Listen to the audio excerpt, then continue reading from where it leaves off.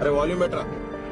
కూతురికి పని చెప్పకపోతే తల్లి ఆశ్చర్యం లేదు. ఏ తల్లి కూతురికి పని చెప్పదు. చాలా కష్టపడి వచ్చింది అత్తారింట్లో, మళ్ళీ ఇక్కడ కూడా అదే చెయ్యాలా అంటుందంటే కోడలికి చెప్పడం ఇక్కడ. మరి కోడలు కూడా ఓ తల్లికి కూతురే కదా, ఏ చేయలేరేటా మాత్రం మా అమ్మాయికి. అది అమెరికా నుంచి వచ్చిందంట. మరి అమెరికా నుంచి వస్తే ఏమిటి గొప్ప, కూర్చోబెట్టి చేయటం.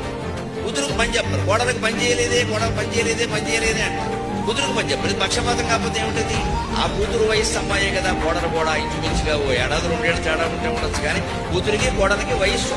అటువంటిప్పుడు కూతుర్ని ఎలా చూస్తామో కోడల్ని ఎలాగే చూడాలి. పైగా లౌక్యమైనా ఉండాలి, కనీసం కోడల దగ్గర ఉంటున్నాం మనం, కూతురు దగ్గర ఉండాలా. అటువంటిప్పుడు ఆ కోడల్నే కాస్త పెంచుకుంటే, కాఫీ కలిపి పట్టుకొస్తే నువ్వు కాబట్టి కలుపుతున్నావమ్మా మంచి కాఫీ అని అంటే మళ్ళీ ఇంకోసారి గొడవ. ఏమిటో మా రోజుల్లో కాఫీ వేరు, మా అమ్మాయి ఇంట్లో కాఫీ ఉంటుంది, వాళ్ళది ఫిల్టర్ కాఫీ, అప్పుడు వేరు, అది 70-30, నీదేమో 60-40 వాళ్ళు ఇవన్నీ అనేదో అన్నాం అనుకోండి, ఈ కోడలకు ఒళ్ళు పడుతుంది. నేను ఎంత కష్టపడి ఈ ముసలిదానికి కాఫీ కల్పిస్తుంటే దీని కూతుర్ని మెచ్చుకుంటోంది అని కాఫీ అక్కడ పారేసి రేపటి నుంచి నువ్వే కలుపుకో, నాకు అవసరం లేదు.